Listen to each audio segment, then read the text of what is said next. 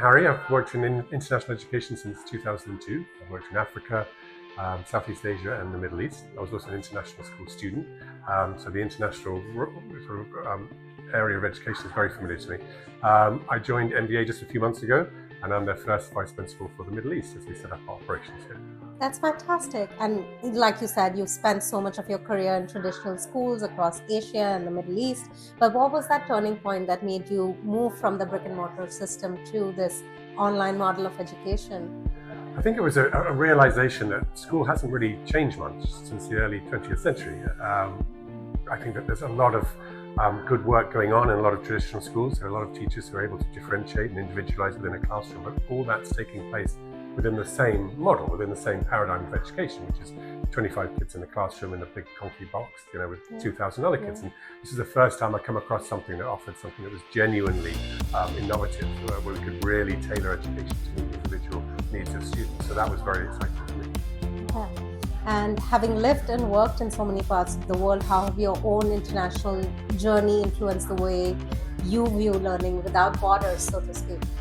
Yeah, I think we have to think globally now. We have to think of the world as an international world. The more borders and barriers we start to break down, the better. I mean, I live far more of my life outside of my country of birth than I have in it. So, exactly where home is can be tricky to determine. So, I've identified for some time now as a global citizen. I think the more people who do that, the better, really. And international education, I think, is a great way of breaking down those borders and those barriers, where you have 100 plus different nationalities and cultures, all learning together, all seeing themselves far more for their similarities than their differences. So yeah, international education is the way forward for me. Fair enough. And when you think about what a typical day looks like for an MBA student, what stands out the most to you as compared to like a conventional school? But it's a day that they've built themselves. There are only a few things that are fixed in an MBA timetable. There'll be 2 or 3 live lessons, maybe an assembly, maybe one of the clubs or the ECAs, that's fixed. When the rest of the work is done by an MBA student, they decide. So, a good sort of 75% of an MBA timetable is built by the individual student, saying, I would like to do my maths work at this time. It suits me to actually do my physics in the afternoon. I prefer to do my art on Friday morning because I'm fresh and I'm looking forward to the live lesson that afternoon. There's no system in a bricks and mortar school that offers that level of flexibility and individualization. No, that's incredible. And one of MBA's strongest messages is that it's not a platform, it's a school. Sure. And how do you ensure that students and families more so feel that sense of belonging, connection, and care online? So we're all about community with MBA, very much so, and it's all about the student well-being and the well-being of the family. And we have numerous ways we interact online. We've got our live lessons, obviously, we've got social clubs, we've got social rooms with students from all around the world who come together and chat and take part in activities. We also have our trips. We just had our first GCC trip recently. We went to the Museum of the Future, which was fantastic, getting the students together. We had a wonderful community meetup at our Hapsville Polo Club. We had about 40 families come together. We're already deep into planning the next one that's coming up next month. So yeah, bringing families together in real spaces, physical connection, it's very important for us as well. Nice. And what excites you the most about MBA's approach to personalized learning? Can you share a story or example where a student truly thrived because of this flexibility? Yeah, there are a few. I think the one that immediately stands to mind is not the last exam session, the exam session before. One of our GCSE math students got the highest grade in the world. I mean, not just in a UK school, a UK curriculum school, but the world, which is quite extraordinary. Just last weekend, I was at the racetrack here at the Dubai Autodrome watching a couple of our karters. One thing, we have quite a lot of elite athletes because the flexibility suits them down to the ground, and he came second in the final race. We've got athletes who have moved on into Formula 3, Formula 4, and we're heading towards Formula 1. But really, it's about the 1,300 students working together as a community. It's their success story. Every student who's at MBA has found success there because they've been able to move out of the bricks and mortar school that, for a variety of reasons, wasn't meeting their needs. They weren't happy there. Their well-being was suffering. Despite the best efforts of a lot of, I'm sure, very good teachers, they weren't reaching them. And they can come over to us. They can find that flexibility. They can be in their own safe space. They're at home. If they want to go to the bathroom, they don't have to put up their hand to be told, no, you can't. If they think better when they're moving around, they can do that without a teacher saying you're disturbing everybody else. So for us, it's that group success story, of all these students now who have come together, found MVA, and found their own personal success. Nice. And so MBA places strong emphasis on mental health and well-being as well. How do you see this shaping the next generation of learners here in the Middle East? Because it is a different climate. Yeah, very, very much so. And I think the model that has been so successful is going to translate very well here into the Middle East, because really as we were talking about before about internationalism and far more in common than we do contrary to each other. It's really the needs of the GCC students are going to be very similar to the needs of students anywhere else. Okay. And those students who are struggling with bricks and mortar schools, who are struggling with a traditional model of education, are going to find the same sort of success at MBA that students in Europe have. Right.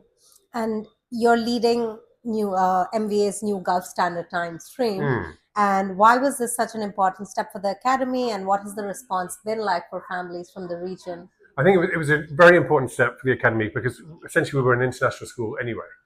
We were reaching students from about 50 countries, but they all had to fit under one time zone. Yeah. So they all had to fit around, the teachers all being based in the UK.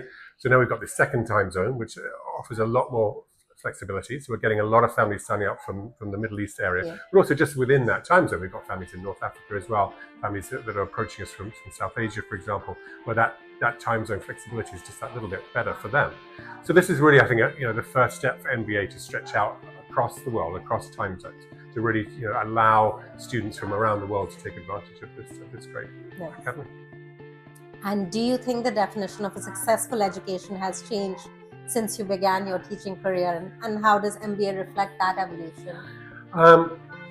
Up until now, no, it hasn't. I mean, particularly, I think with private schools and independent schools, it's about students achieving the best exam results. Secondary school is essentially one long university entrance exam. That's it. At MVA, we put a real focus on well-being and happiness. And our main goal is for students to feel comfortable and happy in their learning environment. If they can do that, then the rest is going to take care of themselves. Happy people study, happy people want to engage, happy people are going to reach their potential. We have a lot of support mechanisms in place to ensure that our students are well supported. Our wellbeing team is fantastic. Our ICN team are fantastic. Just to make sure that everyone is as comfortable and happy as possible. And for me, that's the first time I've come to a school where that has actually been the main focus. I've been at schools where I've suggested using the word happy and have been told no. You can say happy is too wishy-washy. You can say fulfilled, maybe fulfilled. That's okay. Students being happy, crazy. You need to get A's in maths. Well, happy students will get A's in maths. So that's been a really, really nice change. And what would you say to teachers or leaders in traditional schools who are curious about stepping into virtual learning but feel uncertain about leaving the physical classroom dynamic? It can be a bit daunting. It can be. And one of the things that worried me on a personal level was missing that professional social interaction of being in a building with other people, and you can pop down to someone's office and have a chat and a cup of coffee. But I quickly learned that pretty much happens online. And as I say, the MVA model, we are out and about. We are community meetups. We are having school trips. So we are doing all those things as well. So don't be afraid of that change. Embrace it, jump into it, and discover that the MBA flexibility doesn't just stretch to students. It's about the teachers as well. I've had meetings where teachers have been in aeroplanes. Because they're on their way somewhere. No problem. Okay, if you make your meeting, you can be wherever you want to. So bear in mind that level of flexibility can benefit the education. And it's hard to come by. Very hard to come by, particularly when you're expected to be at school at 7 o'clock in the morning. Leave until 5 o'clock in the afternoon. You don't have you have as little flexibility as the students in those schools, and that's going to affect the teachers' well-being as well. Yeah. And finally, if you could describe your vision for the future of education in one sentence, what would that be? For everybody, it's for everyone. The vision of education has to be for everyone, where everyone, and I don't mean that just the doors are open, but the access to a quality education is for everyone, where every student does feel that they are in control of their learning, that they're happy, that they feel that they can be successful, and that they're valued.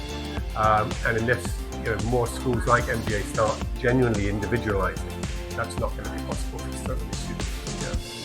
Well, thank you so much for joining us today. It's been a pleasure speaking to you, and we're so excited for the future of MBA in this new region. Well, thank you very much indeed for having me. It's been a pleasure to chat to you.